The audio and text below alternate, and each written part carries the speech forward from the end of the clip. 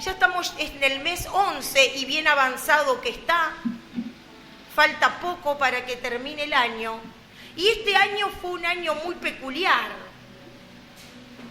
Un año que nunca se había vivido la circunstancia, ni nosotros, ni la generación que nos antecede.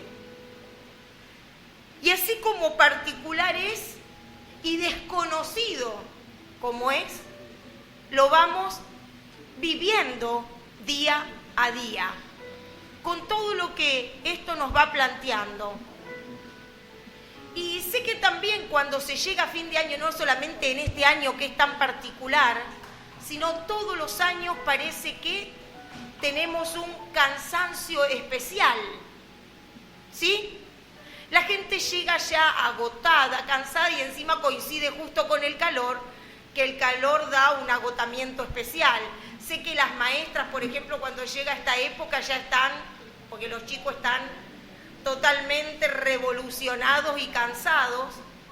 Y bueno, y así muchos, como esperando llegar a esa meta de fin de año y como cuando éramos chicos íbamos a la escuela primaria, empezar el cuaderno nuevo. ¿En qué cambiaba? En nada, pero era esa expectativa de empezar algo nuevo, de terminar algo y de empezar algo nuevo. ¿A quién le gustan las cosas nuevas? Creo que a todos nos gusta estrenar una ropa, un zapato o comenzar algo nuevo. Pero como veníamos escuchando en estos tiempos, se ve que el Señor evidentemente nos quiere hablar a través de su Espíritu Santo, nos viene hablando de nuestra mente por sobre todas las cosas. Todo aquello que nos inquieta, que a veces hasta nos apabulla, podríamos decir, en nuestra mente.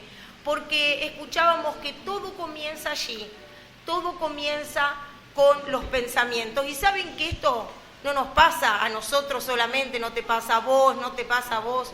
Esto les pasa a todo el mundo y esto también el Señor lo dejó escrito en su palabra, mostrándonos que hay personas que también sufrieron las cosas que quizás a nosotros nos estén pasando. Quizás te vas a identificar con alguno de los personajes, quizás no, ojalá, pero llegado el momento, en algún momento de nuestra vida pasamos por circunstancias como esta. Y yo le puse como título el antivirus de nuestra mente. El antivirus de nuestra mente. Y como un subtítulo le puse poniendo freno al pensamiento. Cuando ponemos freno a nuestros pensamientos, ese sería el antivirus para nuestra mente. Y como les decía, estos son tiempos en los que escuchamos dos palabras y que todos en algún momento de nuestra vida, como les dije, lo sufrimos o lo vamos a sufrir, que es el estrés y la ansiedad. Por eso el Señor también, desde el Viejo Testamento hasta el Nuevo Testamento, habla de esto y nos muestra personas que han padecido de estos dos trastornos, podríamos decir, y más aún en estos tiempos que es todo tan rápido, una vorágine terrible. Así que vamos a hablar un poquito acerca de qué es el estrés. Saben que el estrés viene justamente del inglés stress, que significa tensión, algo que está tensionado. Y es una reacción fisiológica del organismo. Dios nos hizo de tal manera que se llama la reacción de la huida. Se ponen en marcha muchos sistemas fisiológicos, entre ellos los sistemas hormonales, y se libera una hormona muy potente que se llama adrenalina. Pero ¿qué pasa? Esto está bien ante un momento en que uno tiene que salir corriendo. En el momento que Claro, antes, imagínense, en los primeros tiempos había muchas bestias, muchas cosas, y las personas tenían que huir. Dice que esta reacción fisiológica del organismo, en la que entran diversos mecanismos de defensa en juego, son para enfrentar una situación amenazante o de una demanda incrementada. ¿Y qué es la ansiedad? Están ligados mucho uno del otro, porque la sumatoria de la ansiedad va llevando a un estado de estrés que también tiene muchos grados. La ansiedad viene del latín ansiestas, que significa aflicción. De que algo, es el temor de que algo malo va a ocurrir. ¿Le suenan estos tiempos? ¿Le suena? Ejemplo de ansiedad: temor a un examen, temor a cuando tenés que ir a una entrevista de trabajo. Ahí se genera todo eso y es normal. Pero ¿saben qué? Es anticiparse a los hechos. Y escuché de cierta persona una vez que dijo, es el exceso de futuro. Es exceso de futuro la ansiedad. Y ¿saben qué? Ni siquiera el diablo puede conocer nuestro futuro. Solamente el futuro lo conoce el Padre que está en los cielos. Amén. Pero el ser humano le encanta. Por eso la gente lee el horóscopo. Por eso van a que le tiren las cartas o van a los distintos brujos y cosas, porque quieren saber el futuro. ¿Por qué? Porque les provoca esta ansiedad. Nosotros, los hijos de Dios, podemos saber que tenemos el futuro puesto en las manos de Dios. Y ahora vamos a abrir la palabra de Dios en el primer libro de Reyes. Yo la otra vez en una canción, antes de cantar una canción, le leí parte de esta historia, que ahora la vamos a leer un poquito más extensa para poder entenderla. Y se encuentra en el primer libro de Reyes, Viejo Testamento, en el capítulo 18. Y vamos a ver el caso de un profeta que se llamaba Elías. Vamos a ver qué es lo que le pasó a Elías. Primer libro de Reyes, capítulo 18.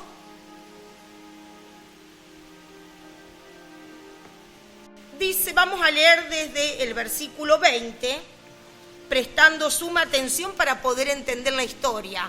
Igual usted puede después entrar en detalle en su casa durante la semana. Y leemos la palabra del Señor en el nombre del Padre, del Hijo y del Espíritu Santo. Amén. Señor, háblanos. Dice que entonces Acab, que era el rey, convocó a todos los hijos de Israel y reunió a los profetas en el monte Carmelo. Y acercándose Elías a todo el pueblo, dijo: ¿hasta cuándo claudicaréis vosotros entre dos pensamientos? Mirá si el Señor te lo dice hoy a vos. ¿Hasta cuándo vas a claudicar? ¿Vas a estar ahí dudoso de dos pensamientos? Eso le estaba diciendo Elías. Si Jehová es Dios, seguilo. Y si es Baal, anda en pos de él. Y el pueblo no respondió palabra. Y Elías volvió a decir al pueblo: solo yo he quedado profeta de Jehová, mas de los profetas de Baal hay 450 hombres. Dénsenos, pues, 2 bueyes, y escojan ellos uno, y córtenlo en pedazos, y pónganlo sobre leña, pero no pongan fuego debajo. Y yo prepararé el otro buey y le pondré sobre leña y ningún fuego pondré debajo. Invocad luego vosotros el nombre de vuestros dioses y yo invocaré el nombre de Jehová. Y el Dios que respondiese por medio de fuego, ese sea Dios. Y todo el pueblo respondió diciendo, bien dicho. Entonces Elías dijo a los profetas de Baal, escogeos un buey y preparadlo vosotros primero, pues que sois los más. E invocad el nombre de vuestros dioses, mas no pongáis fuego debajo. Y ellos tomaron el buey que les fue dado y lo prepararon e invocaron el nombre de Baal desde la mañana hasta el mediodía, diciendo, Baal, respóndenos. Pero no había voz ni quien respondiese. Entre tanto ellos andaban saltando cerca del altar que habían hecho, y aconteció al mediodía que Elías se burlaba de ellos, diciendo, gritad en alta voz, porque Dios es. Quizá está meditando, o tiene algún trabajo, o va de camino, o tal vez duerme, y hay que despertarlo. Y ellos clamaban a grandes voces, y se sajaban con cuchillos y con lancetas, conforme a su costumbre, hasta chorrear la sangre sobre ellos. Pasó el mediodía, y ellos siguieron gritando frenéticamente hasta la hora de ofrecerse el sacrificio, pero no hubo ninguna voz, ni quien respondiese, ni escuchase. Entonces dijo Elías a todo el pueblo, acercaos a mí.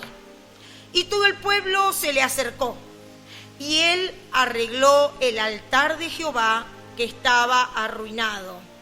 Y tomando Elías 12 piedras conforme al número de las tribus de los hijos de Jacob, al cual había sido dada palabra de Jehová diciendo, Israel será tu nombre, edificó con las piedras un altar en el nombre de Jehová.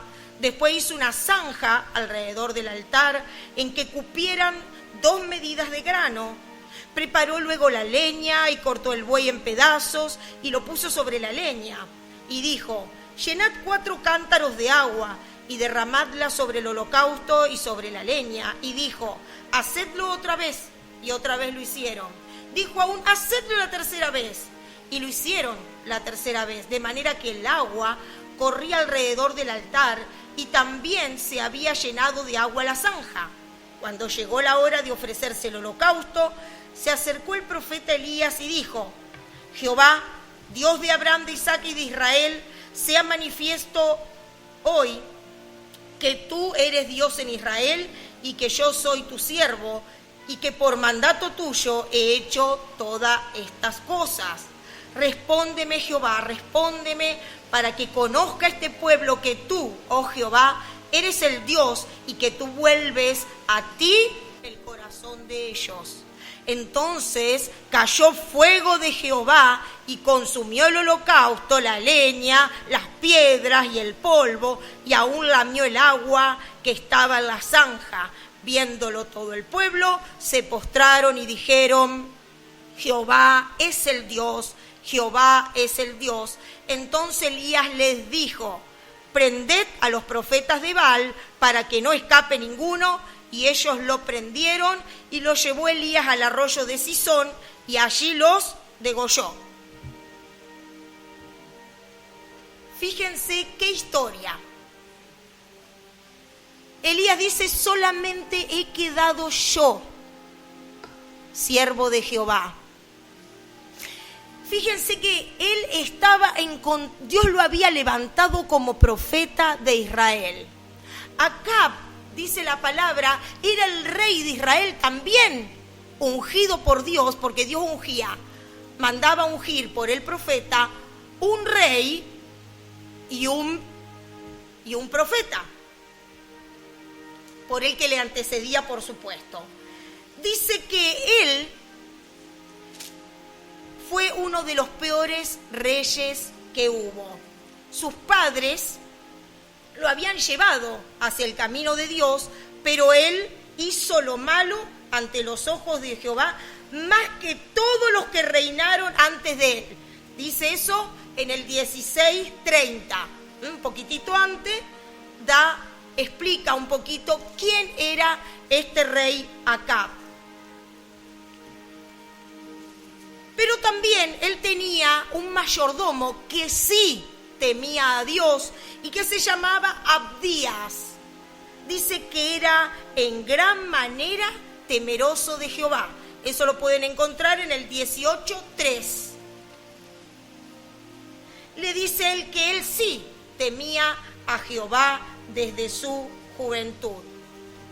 Pero bueno, este Acab tenía una mujer que era totalmente pagana, que se llamaba Jezabel, y que lo llevó, por decisión de él, por supuesto, a que levantase templos y que levantase estatuas en adoración a Baal y a Asera. Entonces tenemos un Elías que recibía palabra de Dios, un profeta, con el que Dios se comunicaba para comunicarse con el rey y comunicarse con el pueblo. Y fíjense la maravilla de Dios cuando Él demuestra, cuando cae fuego del cielo para mostrar quién era el Dios verdadero.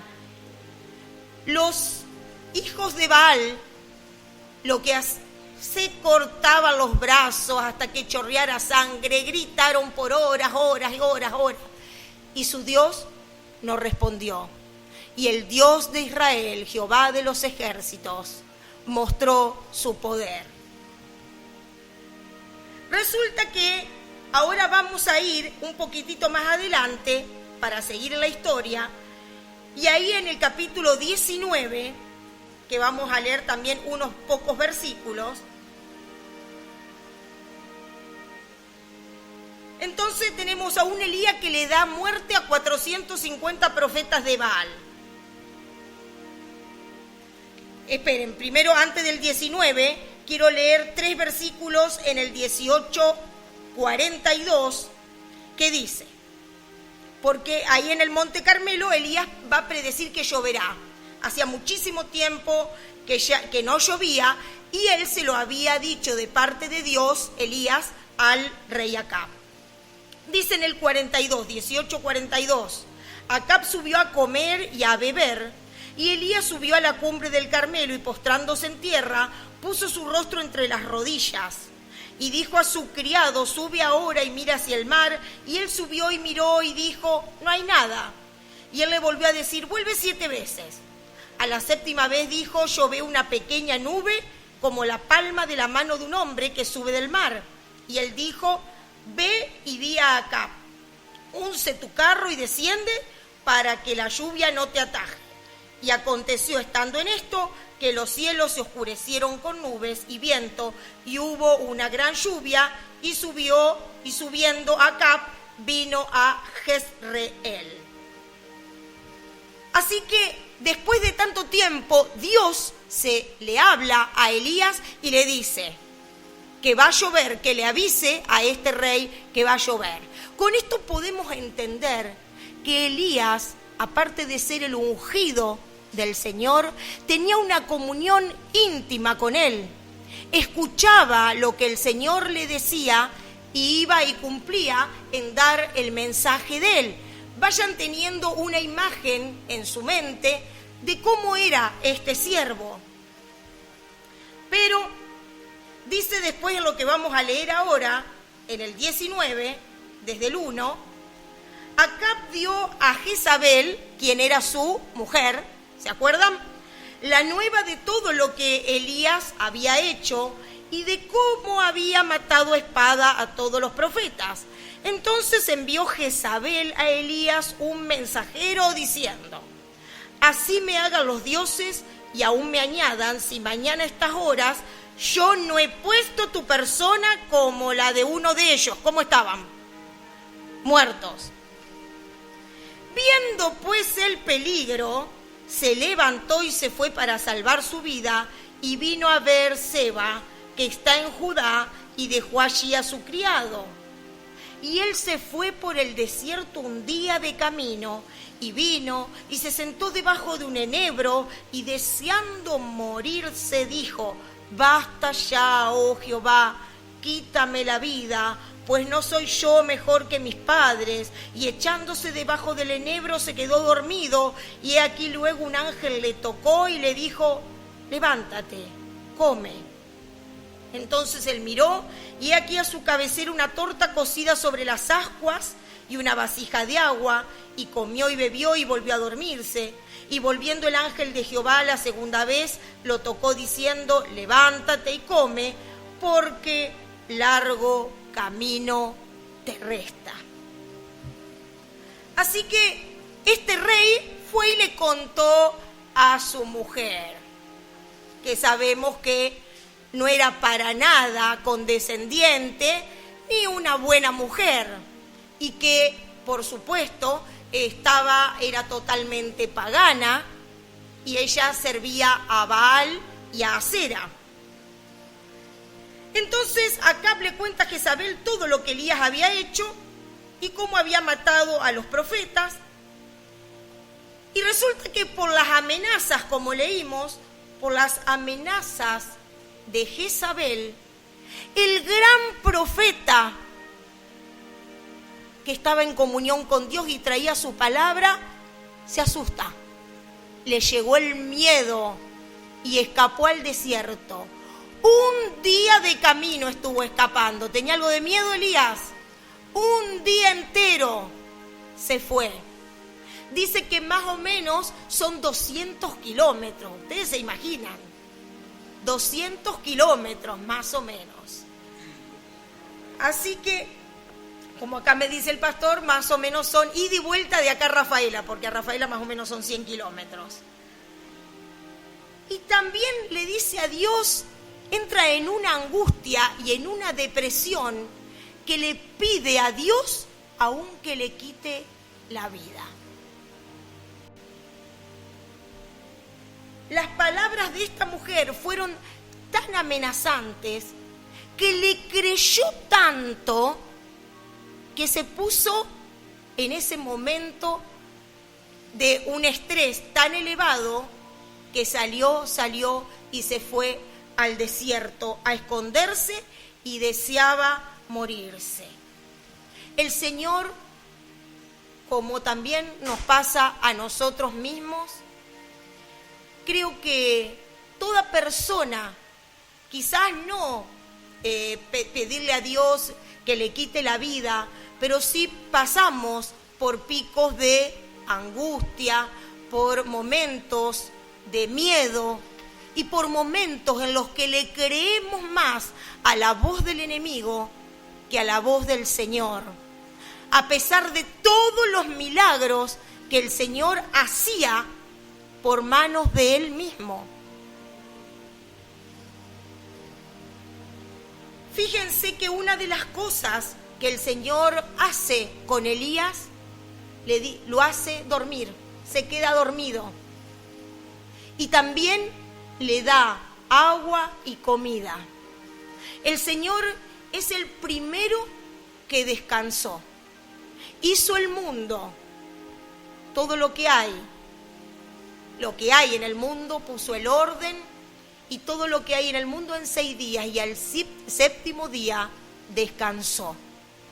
Este Elías está como quizás nosotros o algunos de nosotros, agotado en sus fuerzas, en la vorágine aún de trabajar permanentemente aún para el Señor, porque era un profeta totalmente abnegado y que trabajaba para Él. Imagínense ahora aquellos que no solamente sirven al Señor, sino que tienen que también atender a su familia, atender el trabajo. Pero fíjense la importancia del descanso, que dicen que es necesario que más o menos sean 8 horas las que necesitamos de descanso. Es 1/3 de nuestro día, de nuestras 24 horas, 1/3 necesitamos para descansar, para dormir. Y el Señor lo demostró cuando Él santificó el día de reposo. Sabbat significa pausa. Hay que hacer una pausa. el Señor también le dijo a Moisés: mi presencia irá contigo y te haré descansar. Por eso también es tan importante en estos tiempos que estamos hablando de un gran agotamiento, que tomemos ese tiempo. Las fases del estrés tienen tres partes. Una es la fase de alarma, como le expliqué, donde se libera la adrenalina. La otra es una fase de adaptación. El organismo trata de adaptarse. Y después viene la fase de agotamiento, que eso es lo que le pasó a Elías. O sea, sube, pero si lo mantenés en el tiempo como una meseta, ahí es donde viene el agotamiento, porque el organismo se desgasta y no puede mantenerse en ese estado. No puede liberar tanto tiempo esa adrenalina y mantenerse en armonía, mantenerse en equilibrio.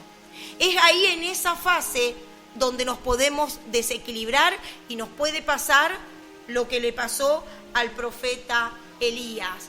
Y ya después, cuando viene la fase de agotamiento, viene directamente el colapso. Colapsa todo nuestro sistema. Somos seres integrales.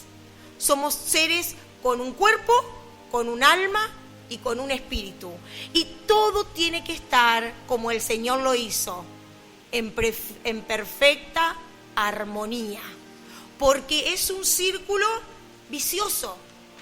Saben que el estrés lleva, por ejemplo, cuando nosotros tenemos miedos, arrancando por nuestra mente, los pensamientos de nuestra mente, tengo miedo, eso me hace liberar todas las hormonas que provocan el estrés, y eso me lleva a tener síntomas: sudoración, gastritis, todo lo que, tensión muscular, dolor de cabeza, todo lo que las personas sufren cuando están bajo un estado de estrés. Y saben que hay otra persona, ahora vamos a ir a otro ejemplo, pero en este caso no es de un estrés ya colapsado como el caso de Elías, sino vamos a hablar de Marta. Así que ahora nos vamos al Nuevo Testamento.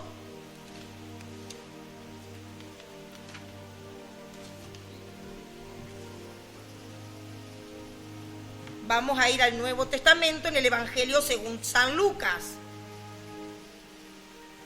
en el capítulo 10.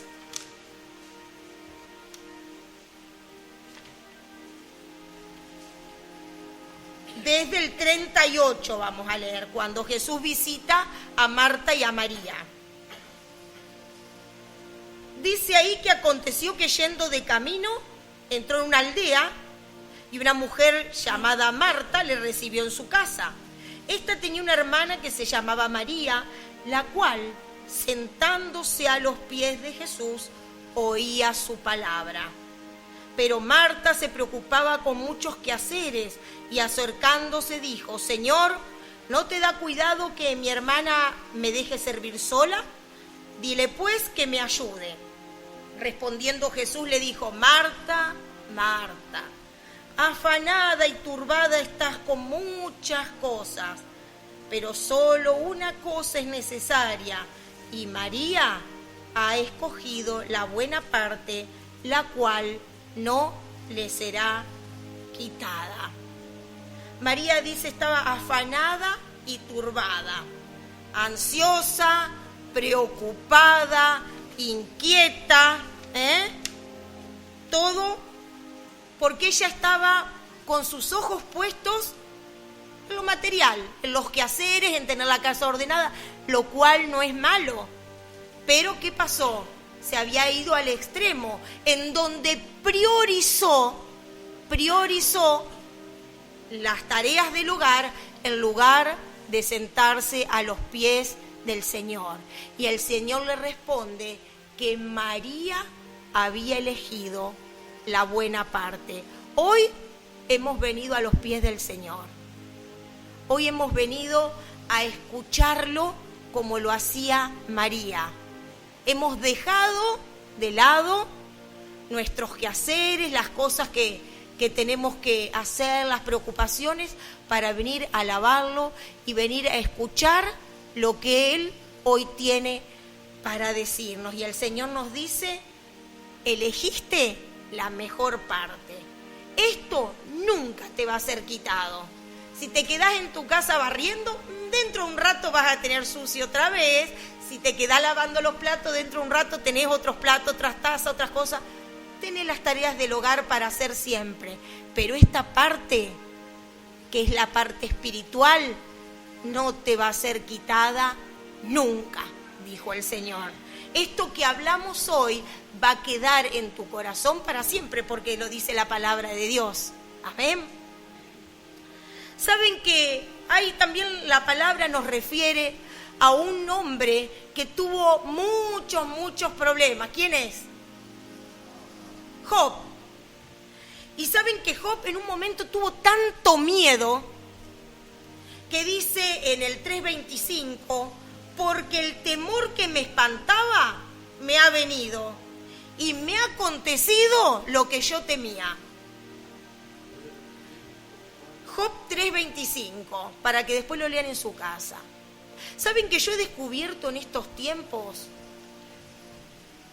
no sé después qué día la estadística, pero personas, por ejemplo las que estaban más alrededor mío, que eran aquellas, hablando del coronavirus, que las personas que más temor tuvieron y quizás hasta se cuidaron más fueron las que se enfermaron?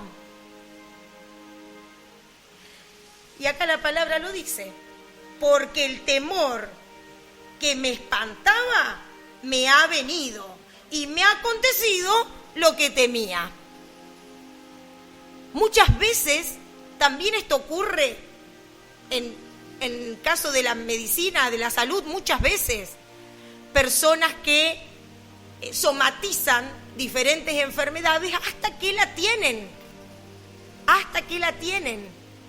porque predisponen tanto sus pensamientos, su corazón, su organismo, que terminan teniendo la enfermedad. De ahí vienen también todos los pánicos y todo eso. Es un círculo vicioso. Y el círculo vicioso significa que es algo que no se corta. Pienso con miedo. Tengo ansiedad o estrés, me aparecen los síntomas. Esos síntomas me llevan a tener más pensamientos. Esos pensamientos me llevan a tener más ansiedad y estrés. Es un círculo que nunca se corta. Por eso se llama círculo vicioso. Ahora, ¿cómo podemos cortar esto? ¿En qué momento hay que cortarlo? Es cuando tempranamente aparecen. Hay una frase que muchas veces la nombra el pastor, que es una frase de Martín Lutero, que dice así: no puedes evitar que los pájaros vuelen sobre tu cabeza, pero sí puedes evitar que aniden en ella.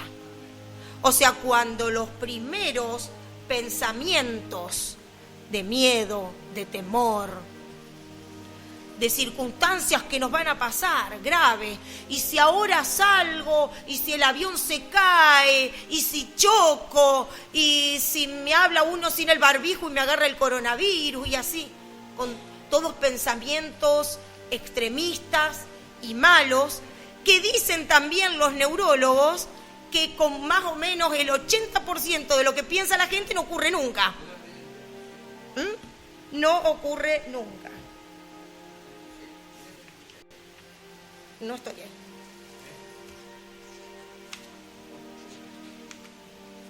Por eso es necesario que cortemos el círculo.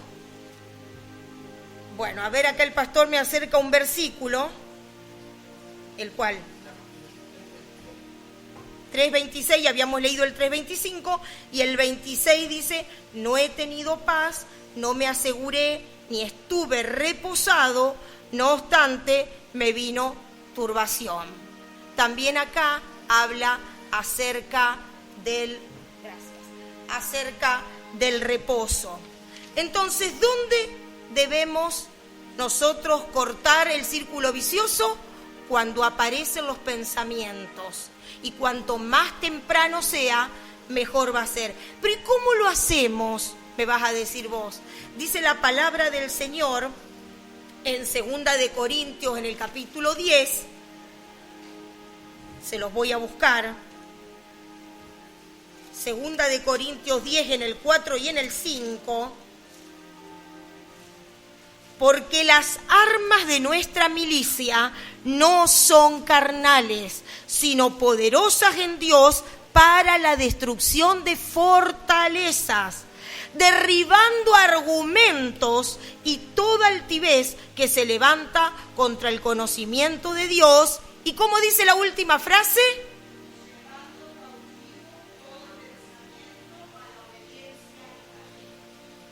¿Qué les parece si lo leemos todos juntos?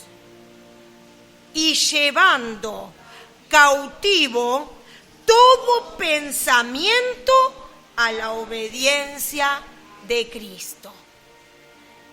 Tenemos que llevarlo cautivo a esos pensamientos que vienen a nuestra vida con miedo, con temor, con diferentes trastornos. No hay otra forma que llevarlos cautivos, porque se levantan fortaleza. Tenemos hasta argumentos, acabamos de leer.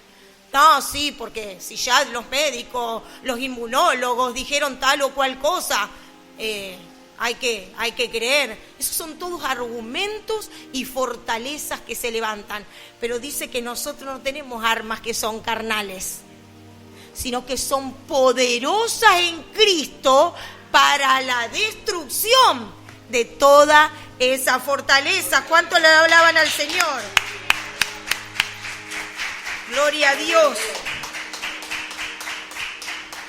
¿Y cómo hacemos? Tenemos que cambiar por distintos pensamientos de Cristo. Y les voy a nombrar algunos versículos que me gustaría que usted se lo anote. Y es más, le aconsejo, le sugiero que los memorice, porque va a llegar el momento, como a Elías, va a llegar el momento de turbación, como a Marta, y tenemos que cambiar todos esos pensamientos, tenemos que hacer un canje, llevar los pensamientos malos a la obediencia de Cristo y llenarlos con pensamientos de la palabra de Dios. Por ejemplo, 1 de Pedro 4:7, echando toda nuestra ansiedad sobre Él, porque Él tiene cuidado de vosotros. Uno de los versículos que podemos memorizar y tenerlos listos para el momento de la batalla mental, cuando esos pensamientos nos acechen y nos quieran confundir, y nos quieran hacer retroceder, y nos quieran ir a que nos vayamos corriendo al desierto y que nos querramos morir. Para que eso no pase, tenemos que tener nuestra mente llena de la palabra de Dios. Entonces, 1 de Pedro 4:7, Filipenses 4:6. Por nada estéis afanosos, ni ansiosos, ni preocupados, sino sean conocidas vuestras peticiones delante de Dios, y la paz de Dios, que sobrepasa todo entendimiento, guardará vuestros corazones y vuestros pensamientos en Cristo Jesús. Y el 4:8 de ahí de Filipenses también dice: por lo demás, hermanos, ¿sabe qué nos aconseja Pablo ahí en Filipenses 4:8? Todo lo que es verdadero, todo lo que es honesto, todo lo que es justo, todo lo que es puro, todo lo amable, todo lo que es de buen nombre, si hay virtud alguna, si hay algo digno de alabanza, ¿qué dice? Bien, hermanos, en esto pensad. Cuando vienen los otros pensamientos, nosotros vamos a cambiarlos por pensamientos honestos, puros, por cosas agradables a Dios.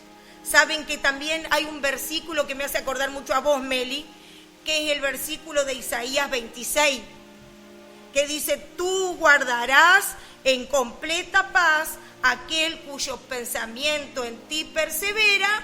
¿Cómo termina? Porque en ti ha confiado. Isaías 26, el 3 y el 4. Amén. Estos son algunos de los versículos bíblicos que vos podés tener en tu mente para el momento de la batalla.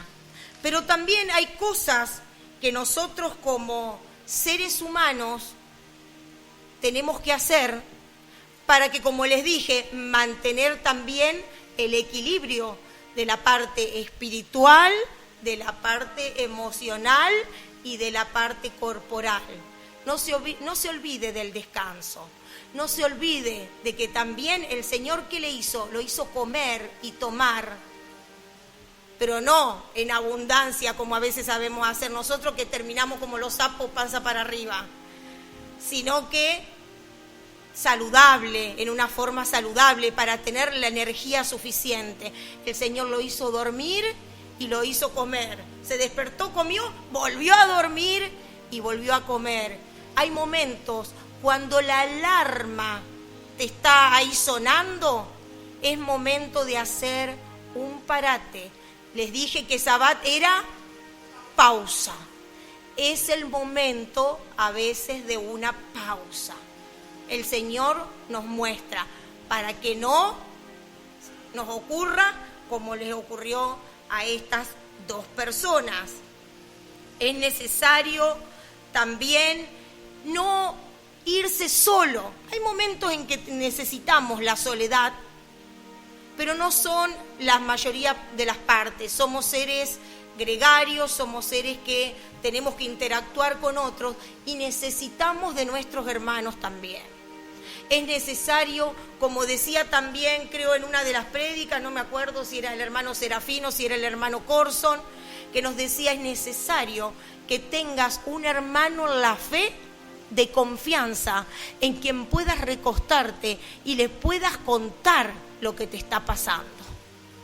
Por supuesto que ese hermano tiene que tener una altura espiritual, no estoy hablando de conocimiento, sino que tiene que ser un hermano consagrado y de tal manera respetuoso como para mantener la confidencialidad de lo que le podemos contar. Y esa persona quizás vaya a otro o capaz sea mutuo.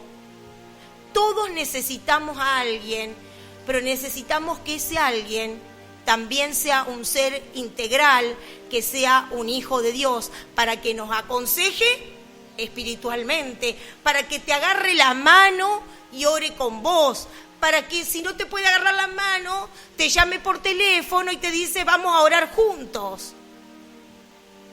Y que vos sabés que si vos le decís necesito que ores por mí, esa persona lo va a estar haciendo, no que te decís sí, y no se acuerda de orar, no tiene nada de empatía.